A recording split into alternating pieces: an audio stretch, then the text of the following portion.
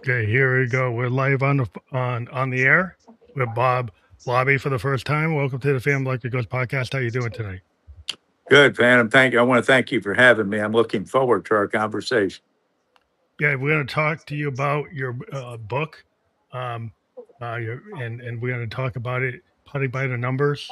This is a groundbreaking book by you.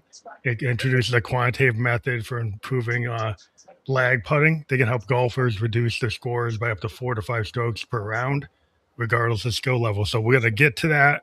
But before we get to that, I always ask a couple questions of my guest.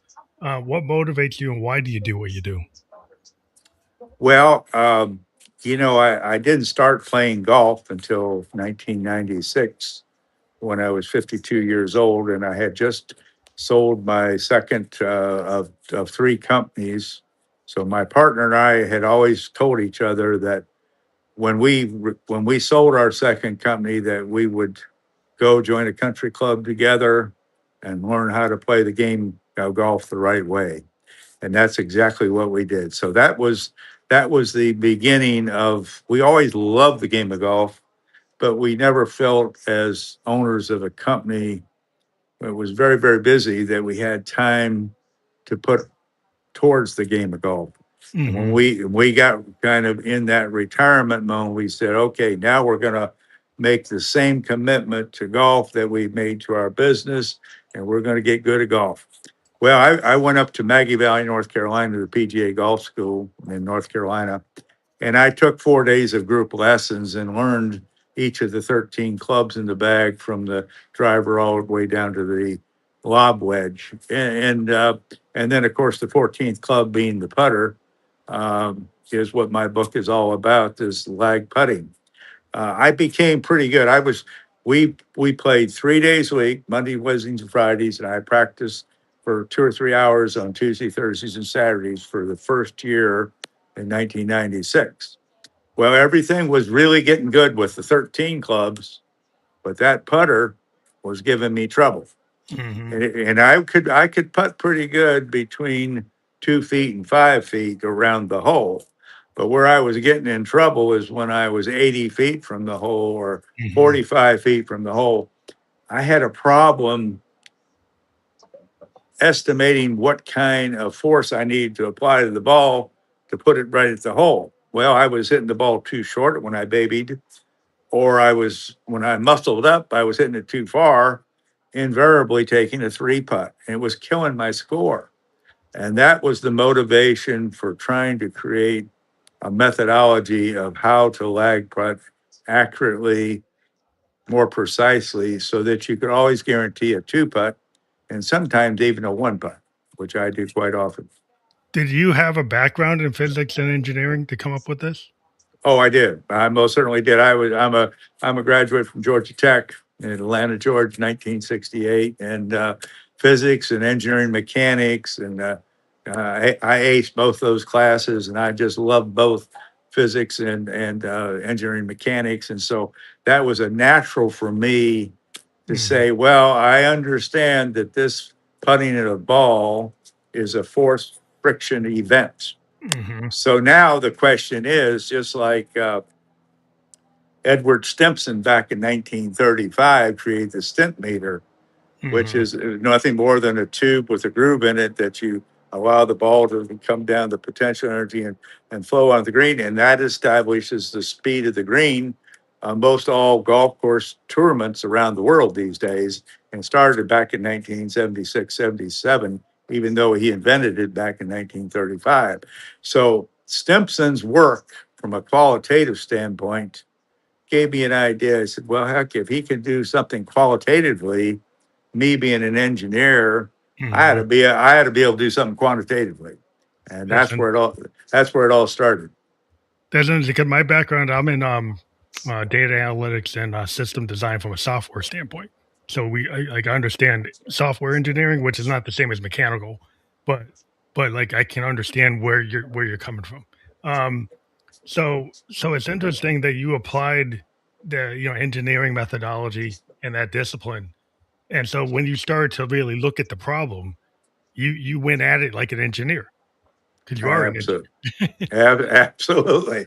Yeah, I defined what the problem was, first of all, like every good solving engineer or analytical person, you got to define what the problem was. And Mm, my problem is I couldn't deliver the right force to the ball to make it travel the appropriate distance.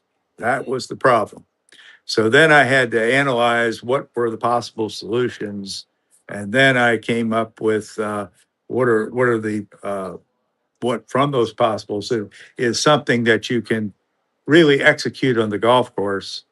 That is something repetitive. It's accurate, easy to use. It had to be all those things, mhm, and that's how this evolved. And I have developed a methodology which I call quantitative method of lag putting mhm. that is unlike any other method that's ever been used in the golf world from the days of Scotland forward. And so I hope I made my purpose is to create something to be used in the golf community long after I'm gone, and to be used as a quantitative method that people can improve their game and have fun with the game by scoring lower. So it's interesting, like because I deal with a lot of UI design, so users and users, and I have to work with like architects and engineers and kind of be a bridge. I'm a business analyst type of person. So my question to you is quantitative lag plugin, it sounds very technical. If you have an average golfer that's not a mechanical engineer, how do you translate that when they're reading your book? I mean, how is your book laid out? Well, I have like 6 chapters, but my book is who, how, when, where, why, and then the conclusion. And attached to the book are 2 video tutorials. One Oh, is that's what I was gonna wonder is was there a video? one 11-minute in-home practice tutorial, and one 23-minute on-course practice tutorial, where I demonstrate how the method works and how the technique works. And if you don't even need to read my book. If you watch my videos, The video would do it. the video will tell you whether it's a good idea for you. And then Mhm, if you want to get into the details, my book's only 80 pages long. It takes an hour and a half, 2 hours to read. mhm. And it's a good reference because then And more you'll like know, reference material. yeah, have to go something back to see what you're doing right or wrong. But at any rate, yeah, I made it so that this physics of force friction converted to arithmetic. Mhm. Okay. We have And then algebra. yes. And the thing is, see, I don't change your putting grip. Can't change your putting stroke. I don't change your putter. I don't change anything. The only thing I tell you is that every time any human being puts a golf ball, they rock their shoulders in a pendulum motion with their arms and their shoulders. Mm, That rocking of the shoulders and the swinging of that putter is what I call the individual power factor. And mm, everybody has a different individual power factor. For instance, on my home course, normally in the summer, I retract my putter or remove my putter 1 inch from the ball, and I use my individual power factor to stroke through the ball, and that ball will travel 20 feet. Whereas my wife, who's also a very good golfer, she'll retract that putter 1 inch and her ball will travel 11 feet. The mm, difference in individual power factors. So that's the key. Then you begin to be able to visualize. It's important that you're able to visualize 1 inch through 12 inch on a ruler, or 2.5 centimeters through 30 centimeters if you're in the metric system, and be mm, able to retract that putter. And then you be sure you stroke through the ball. And that is, in essence, the whole story behind this. And then you got the green, you got the fringe, you got the fairway, you got the first cut of rough. All of those surfaces have different frictional resistance. And that's what you go. You go to the golf course 30 minutes before your tee time. You go onto the practice green. You practice, see how far your ball will travel. I usually use a 3-inch stroke when I'm on a practice green, and Mhm. the ball usually travels about 60 feet. I write that down. Okay, 20 feet per inch green. Usually the fairways and the fringe for me are about 7 feet of travel per inch. And the first cut of rough is usually about 2.5 feet of travel per inch. I write all those numbers on my card, and then I go out to the course and play the game. And when I'm 17 feet off the green, I might putt the ball if there's no obstructions. And if I do, 9 times out of 10, I'll be within 3 to 5 foot of that cup. And 98% of the time, I'll make that two putt. And Wow. that So you just like turned it into like a mathematical like it's a problem that it, you can solve. it's arithmetic. It's like going to the grocery store and buying 3 cans of beans for $1.50. It's Well, so yeah, you kind of easy. you back it in. It's like you want to hit that into you want to get into the hole. So you're backing into like what how do I actually accurately and consistently get to the hole in as few steps as possible. Exactly, exactly. And the thing is, you can use this method and be as rapid, more rapid. I'm usually play faster than my guys I play with because you can either step off the distance, you can use your rangefinder, boom. But here's the cool part about all this: Mhm. most recreational, amateur, even club pros and touring pros don't have a plan when they go to the putting green or around the play. They go to the putting green, particularly amateurs and recreational players. They go to the putting green, grab their putter out. They don't have a plan. What's cool about this method? It creates confidence. Mhm. It gives you a plan of attack. What am I going to do? You already know before you arrive at that green what you're going to Well, do. it's like you're rehearsing. Like I'm a musician, and anybody who's like an athlete or a musician, like you got to practice that play. You got to practice that piece, and the more you do it, and you have like what the piece of music is, right? You know what the playbook is, what the coach gave you, right? You know what you're supposed to do. If you do enough Exactly. reps, you should Yeah. be able to kind of without thinking, muscle memory, be able to do it. Like, Exactly. Exactly. And actually, Phantom, one of the cool parts about all of this, which when you started making up a method, you don't know exactly if it's reproducible, yeah, universal, repeatable, yeah, universal. is it accurate? What's all cool about it, and what's more important, it's linear. This is linear, which is and it works on any golf course in the world. You can play any golf course in the world, just show up 30 minutes early, go through the process of going to the green, the fringe, the fairway, and the first cutter up, write that down on your scorecard, and you'll play that course as good as your home course.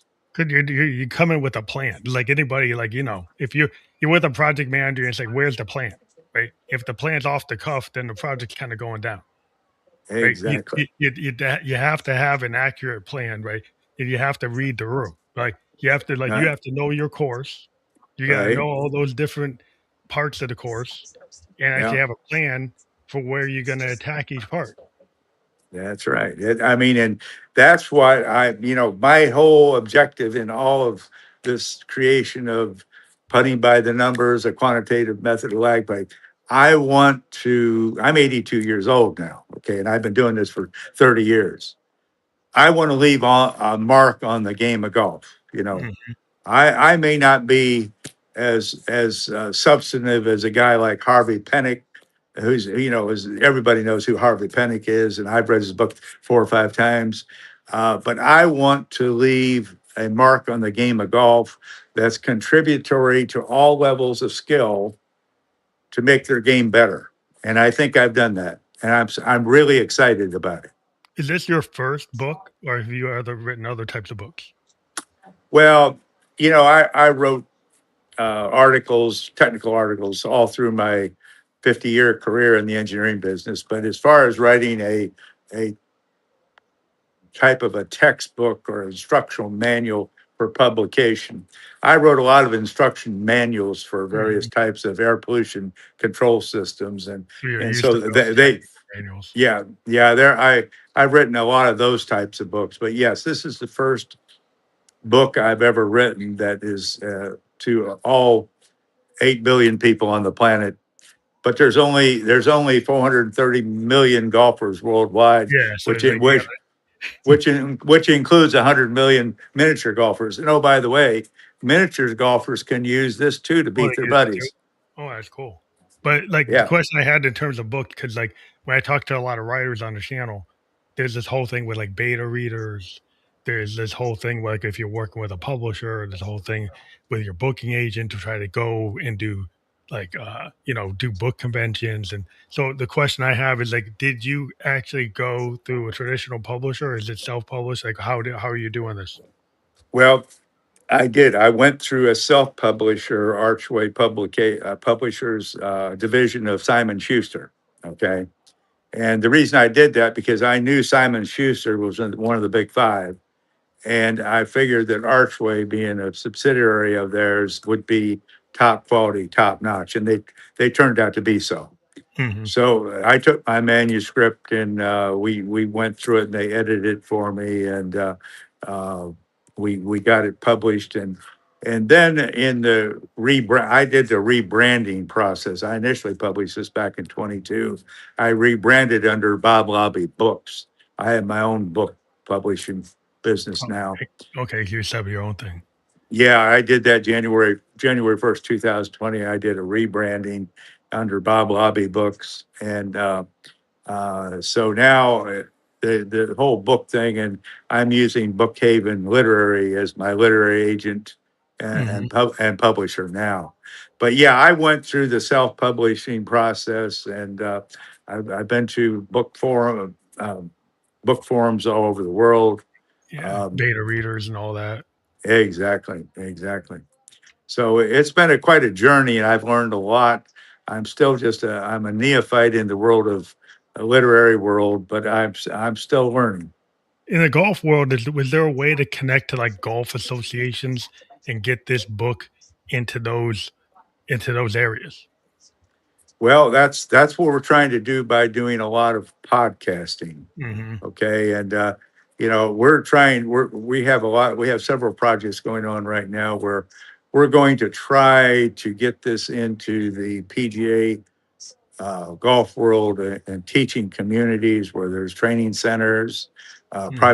private golf courses, public golf courses, even into maybe high school or college golf Yeah, that's a as cool as strategy. a as a methodology to, I'm not talking about selling my book as much as I am talking about selling to the world of golf. There is truly Like a course. an Yeah, accurate, repeated method that you can improve your long distance putting. And it's putting by the numbers, and it's a force friction method. And you got to learn this because it really works.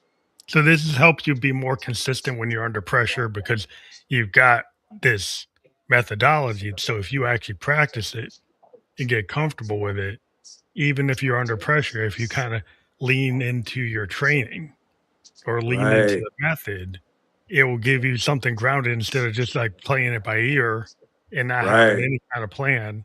If you have this, at least you're grounded and say, "Hey, I can always fall back on this even if I get nervous. I can still exactly. fall back on this."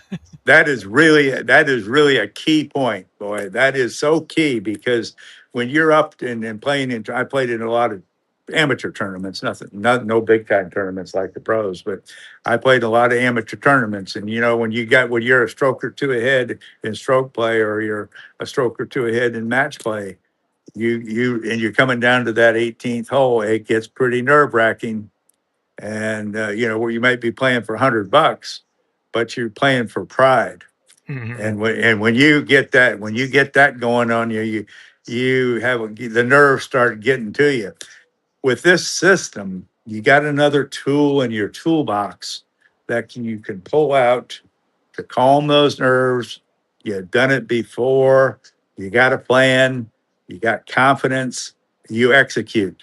So you got a plan, confidence, and then you execute. But everybody has to execute. That no matter what club you hit, you got to execute. mhm. Yeah, well, just a lot of times it's just, you know, it's like training and repetition. Like, I mean, I always talk about the musician example, like, no matter how old we are as a musician, we're still practicing our scales. We're still Right. practicing our chord, structures, and we're practicing to stay. Because if you just like, oh, I'm not going to play for a year, and somebody sends you to a gig, you're not going to be as good as you were. Right? You have to be up to speed, and if you're not Right. up to speed, you're going to be slacking off. So, like, if you have a way to have a repetitive process that you can kind of lean on, that you can apply anywhere, that you're saying it doesn't matter, you can apply it to miniature golf, you can apply it to like regular golf, and it works on any course. So it's cool that you have the book as like a reference, and then you have the Right. videos. Have you Right. also done like an audio book version? I have. There are books available in ebook, in soft cover, hardcover, and in audiobook. And Steve Sally, he was the narrator that did. He's a narrator actor out in L.A. Oh, yeah, and professional actor. That's cool. yeah, and he's got a tremendously great voice. He does a wonderful job of narrating the book for me. And so, yeah. I've sold a lot of audiobooks, and everybody tells me they love it. Yeah, well, audio is like the big thing today because everybody's like multitasking. They're in their ride share, they're on a plane, and Right, and they want to be able to still be into what they're into. And right. then if you're not, you're a golfer. It's like, hey, I'm listening to my golf books. You're doing something else. You just listen. They listen to what you're into, and it's cool because you can actually carry what your interest on the road with you. But, like, if you're saying, like, it doesn't matter if you're, like, a beginner or advanced, this book would help anybody? Like, even Ab- the advanced player? Absolutely, absolutely. Because I've had a lot of good golfers. Doug Regula, who's a friend of mine, and he was before he retired, he was the chief anesthesiologist at Cleveland Clinic up in Cleveland. And Doug just won back this last season. He won his club championship at the regular level, and he won his club championship at the senior level. And he uses my putting method, and he's a scratch golfer. That was awesome. So, like, yeah, so you've got a good example there. And, so, like, when you talk about, like, engineering, we know about numbers, we know about patterns. So, when you started to research this, you kinda talked about, like, how you got into it. But is there anything, like, key lessons learned, from actually doing the work that you put into the book that surprised you, like things that you Well, found out. one of the things that was really, I kept saying to myself as I tried developing this method, kept saying to myself, well, now before you ever put anything down into a book form, as an engineer, you have the responsibility to be sure it's accurate, and you're not uh, feeding any BS out there. This has got to be real, okay? And I said, so in order for you to be able to put something in writing, and it took me like 25 years after all these notes stuffed in my golf bag and then getting them out and then starting to write the book and said, okay, it's got to be simple. The book's got to be something that anybody can pick up and read. You don't want to be a physicist. You don't want to be an engineer. Mhm. I just want to be the average guy or gal picking this book and I can understand what this guy is saying to me. So I had to have all those criteria. And then I had to make really sure that this was a repeatable thing, that it just didn't happen once in a while. So it had to be repeatable. And I found out, in the one key thing that I found out that I didn't know in the beginning, the method is linear. In Mhm. other words, it'll travel so many feet for every inch of retraction for your putter for the green, the fairway, the fringe, or the first gutter up. It has a linear response. And that key to making it repeatable and accurate. And that's why it works so doggone well. Yeah, so you did the math and you were able to kind of like I've done, QA. QA work is where you take an algorithm like within like software design and like you push it, you try to break it. Like we try Right, to go and take our processes and say, hey, can we break the UI? Can we break the logic? Can we break the rules? Is there some unexpected, unhappy path? Like we know the 80% path, the happy path. The right, unhappy path is what's always causing the trouble. Like the right, exception logic. Did you ever find any kind of exception logic, or it's always like pretty much always going the happy path?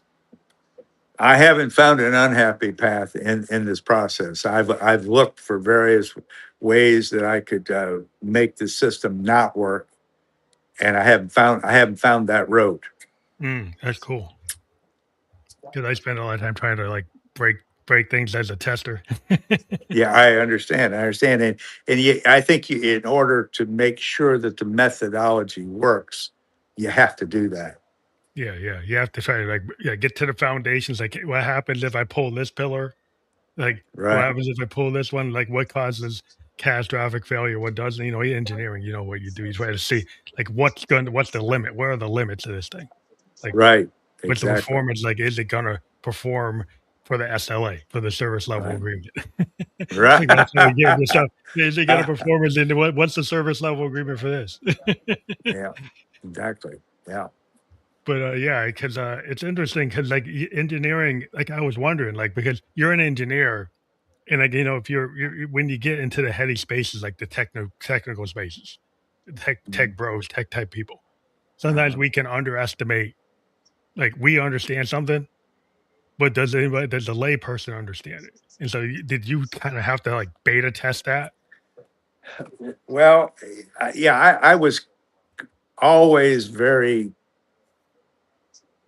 conscious of what I was doing because I could make this method extremely complicated. Okay. If we start talking about the integrals and the differentiation of the force friction relationship and then go back into the calculus that defines these real force friction events, we could make this subject so complicated that it would not be usable. Yeah, Only, only, only the only. doctorates would like it, only the PhD candidates would like it.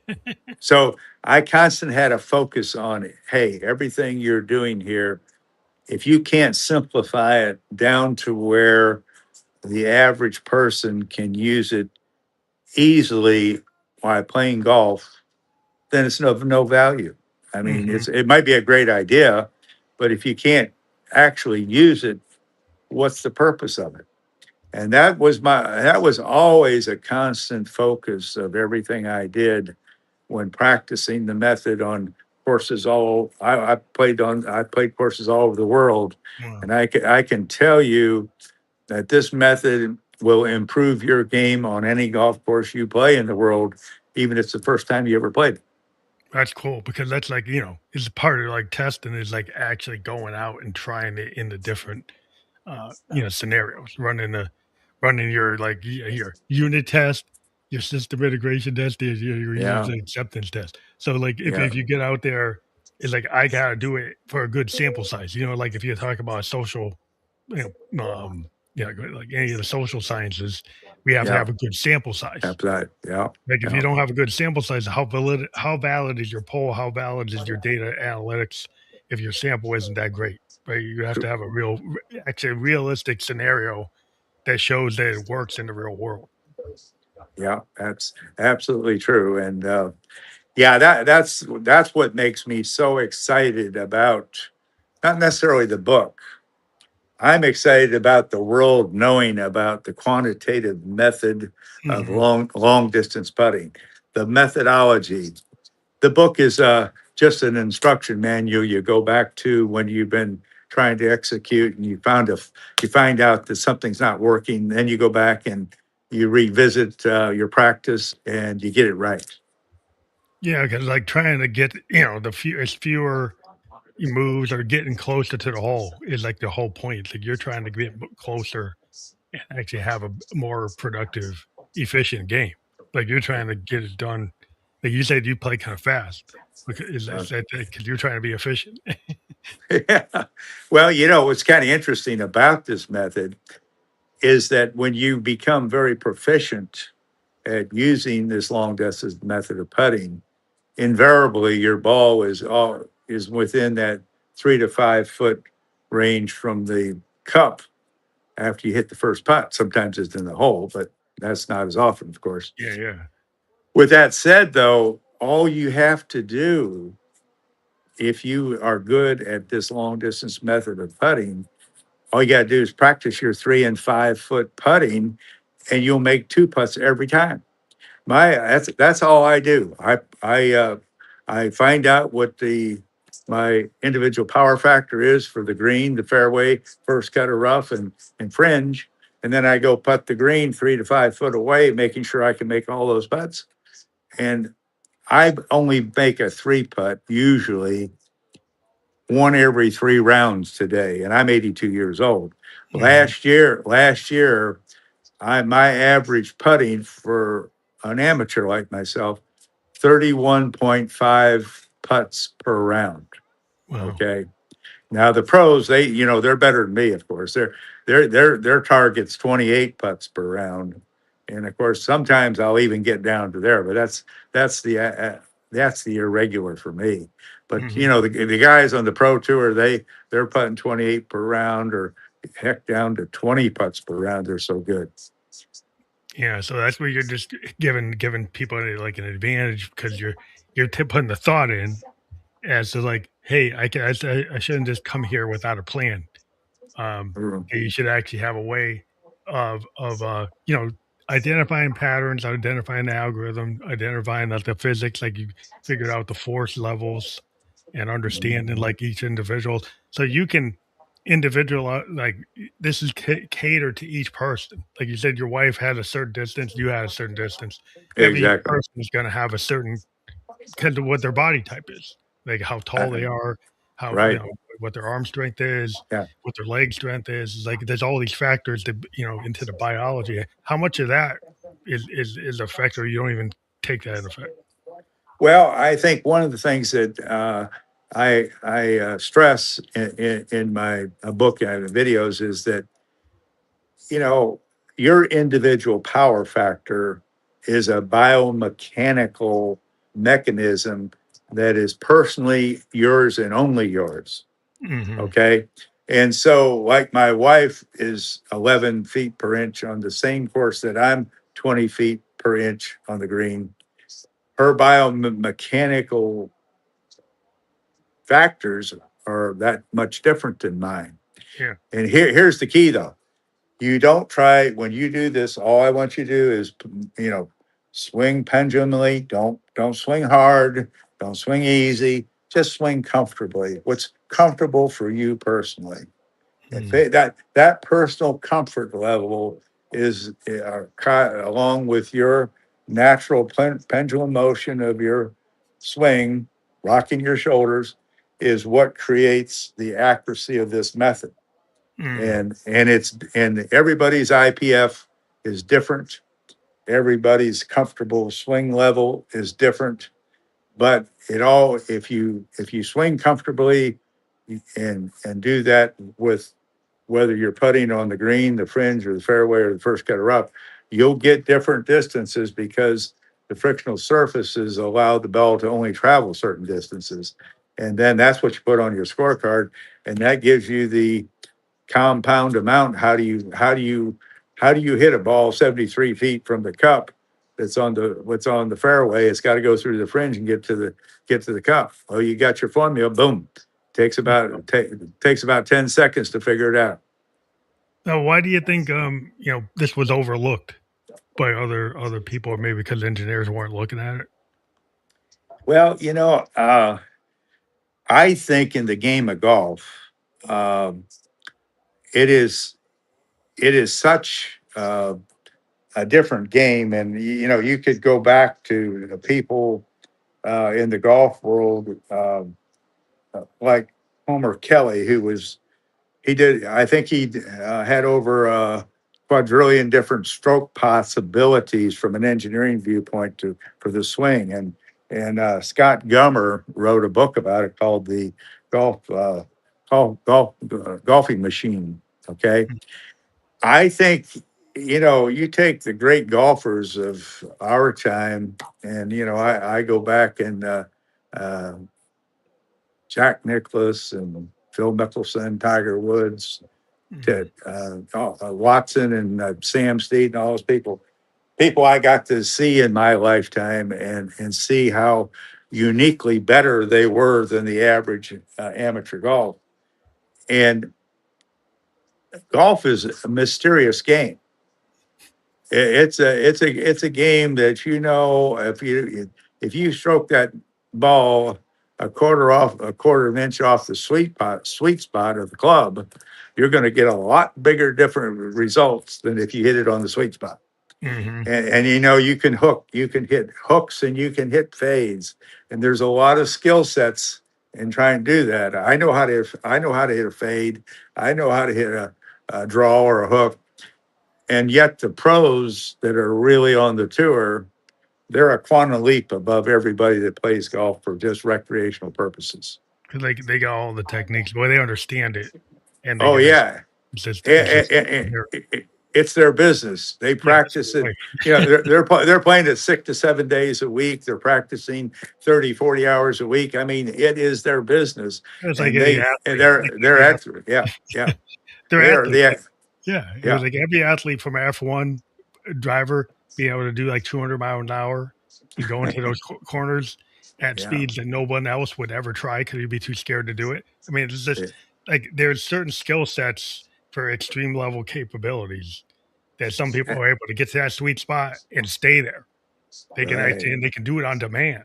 Like that's when you yeah, get like musicians that are just like they can do intricate, really hard arrangements, in yeah, real time, yeah, consistently all the time. yeah, And it's yeah, because of the level of practice that they have and innate capability. That's like they're kind of born to do it. yeah. Well, see, that's what I like about my contribution to the game of golf is that anybody can look at my videos, pick up my book, read it, and if they'll go out and practice 30 minutes a day for 3 days a week for 6 weeks, at the end of that 6 weeks period, they will know if this methodology is for Gonna them. work for them. Yeah, because it's Yeah, like if you don't like, I guess it's like what's the feedback from readers? Have you gotten really good feedback that they have been able to easily access your your training and your knowledge and it's transferred and they've actually got it?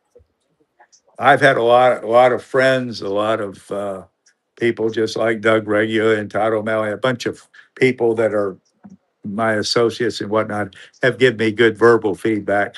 But I have 82 reviews on Amazon.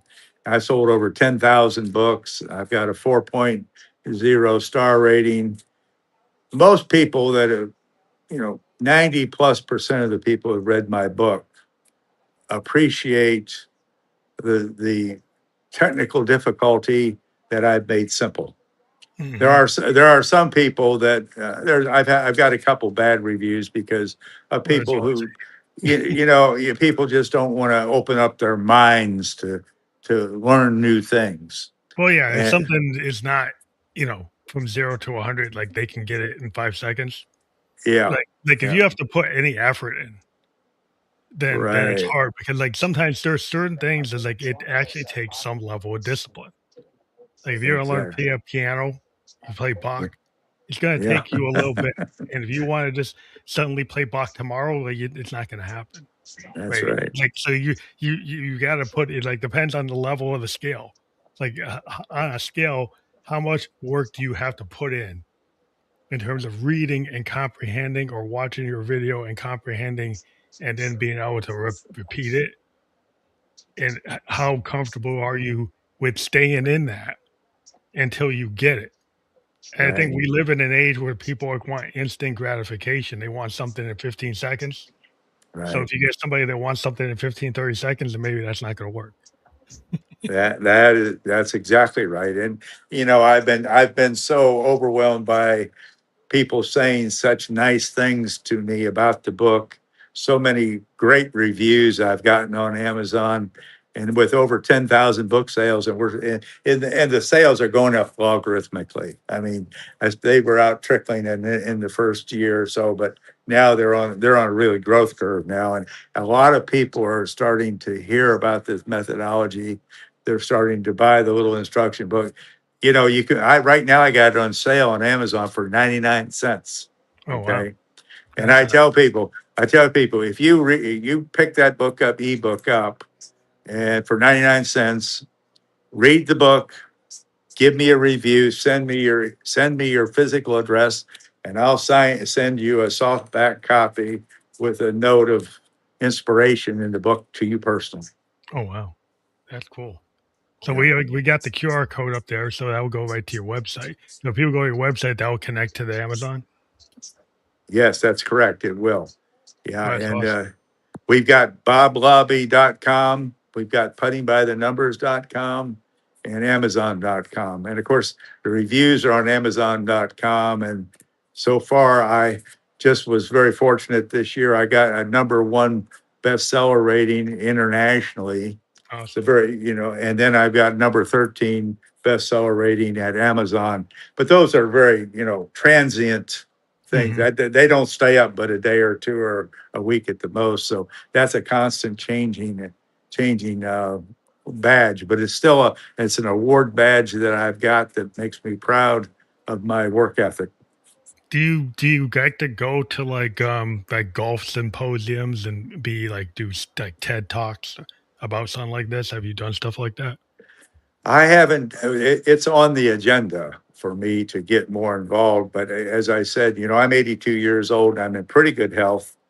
But Mhm. as you get to be at my age, your energy level. Yeah, you You, don't wanna do the TED Talk circuit. Do Well, that. I still play golf 2 days a week. Okay, and I generally play 18 holes 2 days a week, and but when I'm done with those 2 days, I'm pretty tired. So I don't have the energy levels I used to have, but I have a couple son-in-laws that are golfers. I've got family that are interested in this, and so we're going to try to take this methodology and put it into the PGA training schools, Okay, and then maybe you could have a speaking arrangement where you talk about it or something. exactly where I show up and we have a training session, and I'll be a keynote speaker to about the methodology, that sort of thing. Yeah, and it's Yeah. actually geared toward the audience you want to. Because like, if you just went to a bookstore, it's like, well, how many golfers are at the bookstore? Like, you wanna go to the audience that's into what you're doing to have the biggest bang for the buck,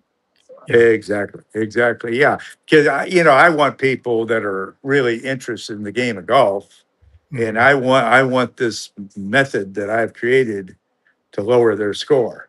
Nothing Yeah, makes me Nothing makes me happier when I've got somebody that has read my book and said, "Hey, Bob, I didn't knock 4 or 5 strokes off my game. I've knocked 7 strokes off yeah, mine that's what you because want. of the way I'm putting now." That make You don't know how much gratification that gives me when I get that. Yeah, well, that's like the gratification you have from a good design, which like you always you're an engineer, so you're trying to create the most efficient, effective design, and you did. So Yeah, that's cool. yeah, That's the goal. I mean, that's the goal of yeah, any engineer. exactly, So, exactly, I think it's awesome that you put something that you love. Because what we like to talk about on this show is people finding their passion, whatever age they're at, and getting into it, and then having this space to talk about it. So you've been talking about the fact that you've been an engineer for most of your career, and you still applied it to a passion, which was golf, which is exactly. cool. To go and take Yeah, something you're passionate about and then apply like your business sense and your engineering sense to it. I think that's a really cool way to weave. Yeah, people sometimes keep their jobs separate from their passion, but you're yeah, able to kind of clean, interweave them, interwoven, which is pretty cool. yeah. Well, Phantom, I was fortunate back in 1968 to go to work for American Air Filter in Louisville, Kentucky, a very big air pollution control company, and I learned my trade, so to speak, in the years of training I got from them before I started my first air pollution control business in '72, and I've just sold my last one in 2023. I had three of them totally, but into all those years, I put bag houses and scrubbers on power plants and steel Mhm. mills and cement plants. And you get a great gratification in knowing that you're keeping all that very fine particulate Think about and it, get out of here. noxious noxious gases emissions out of the atmosphere. And that gives you a great sense of pride and being a participant in a betterment of the world. But there's nothing more exciting to me than making a mark on the game of golf Yeah, well, I because mean, you I've, made a mark there. I mean, that's really admirable because, like, I'm into, like, clean air technology. I'm a cancer survivor, so I'm really it's at age 27 I had a sarcoma, and oh, wow. I Uh, appreciate people getting rid of VOCs and getting rid of carcinogens wherever they can, or irritants. So I right, think what you did there is super important. People like me, I yeah, appreciate anybody who's like going against, trying to eliminate pollution or reduce it. And right, then on top of that, taking your engineering skill and being passionate about golf. Cause yeah, like everybody's passionate about something and golf is your thing. So yeah, that's cool that you actually put the energy that you put into your other work and you put it into mm, that. So that's a really cool way to live. Cause some people could say, well, I can only do my accounting work in accounting. right. Maybe they could actually uh, apply it to something else. But then it's like, well, they Exactly. don't think about it, but you actually thought about it and you did it. Yeah, it's kind of interesting. Um, I've spent a lot of time with this book since I've read it and republished it, and been doing these podcasts and all this, and I come up with I come up with ideas all the time, and I came up with an idea a few weeks ago, and I told my wife, I said, I think I'm going to write another book. And she said, Oh, no, yeah, no, yeah. no. Book Oh, no, again. no, no, no, no, no, no, no, no. You're not going to write another book. Oh, she You're, doesn't want you writing you're, another one? yeah, you're busy enough already. You don't need to write another book. I Wow. said, Once well, you're an author, you tend to write that next book. I mean, that's the thing. Like, once you start, you get the book, but yeah, I've talked to a lot of writers on this. It's like once they get past that first book, then the yeah, next books yeah. start to come, like whether you want them to or not. Well, my wife points out to me, said, you got so much, you're doing so much about your book that you wrote with respect to the podcasting and writing notes to people and sending books out and visiting various libraries and whatnot about your book. Phrase. How would you have time to do that with another book? And I think she makes a good point because, as you said, hey, golf is a passion in my life. And I really, truly want to make my mark on the game of golf. And I think through this book, and the methodology, I think I've done that. Yeah, I mean, if what we've talked about is like you're gonna go like on a like into like a symposiums, do talks, go into the different associations. Like if you go and you scatter yourself into another idea that's not golf, then Right. that's gonna kind of take away from like you have to like the way the world is. Like if you focus a lot on something, you can actually push it into the ether, and everybody will find out if you put the energy into it. But if you let off on the gas and then Hmm. divert to something else, then there's less energy going to that. And things tend to, if you put water on it, it will grow. If you actually put attention on it, it'll happen. You kind of Yeah, have to put the attention on it or it won't grow. that's true. That's true. And, I have the support of my family, my children and grandchildren that are golfers, several golfers in my children and grandchildren. And I think that I'm trying to say, hey, I want to hand this ball off to you because Mhm. I'm not gonna be here forever. And I want to give you as much Yeah, but information like, as I yeah, possibly it's like can. if you create a book, you create a process. That's something they can keep pushing. You can keep anytime you create something into the world, then Yeah, you have that legacy that the next generation, your heirs, can take it and kind of build on it. So I think that's a really cool thing to do because like I always tell people who have visions, like don't keep them in your head. Like right. you gotta take what you got and it's like stop what if, just do it. It's That's like right. Just if do it. you don't put it out, then no one's gonna know about it. That's right. That's right. And so I'm thrilled with where I'm at with the book so far, but I'm still pushing. And my publicist and literary agent, and I've got a consultant, Mitch Carson. He's helping me gather ideas and create public. publications that support my book, and hopefully the training programs and all that we're going to come out with, and get with the high schools, colleges, private, public courses, whatever, training session, training centers, that kind of stuff. We have a plan afoot. Now we just got to codify it and start down one path and keep adding on. Well, you're doing it. You're here on the podcast, and this is a really big way in today's world. I mean, the podcast environment is how people get their ideas out. The people consume these a lot. So we're happy that you took time to talk to us.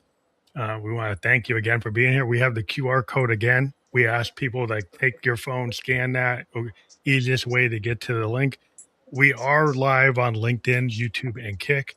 And once we're off the air, the links you see below to your Instagram and to the website are also clickable on all the platforms. And we're not just on LinkedIn, YouTube, or Kick. We're on Spotify Video Podcast, Apple Podcast, iHeartRadio, Amazon, Facebook, and Newsly. So I want to thank you again for being on the show. We will create a landing page that we give to your promotional people, where that will have all the places that we can be listened to or watched. And we'll put that out where I have a Substack too, where I'll put a little article with all the landing pages and everything. So I want to thank Okay. you again for being here. Phantom, thank you for having me. It's been a great discussion, and that offer of sending you a signed book is for you too. So don't forget that. Okay, I will go and I'll look into that. Thank you very Okay. much. Take care. Thanks for having me. Have a good night.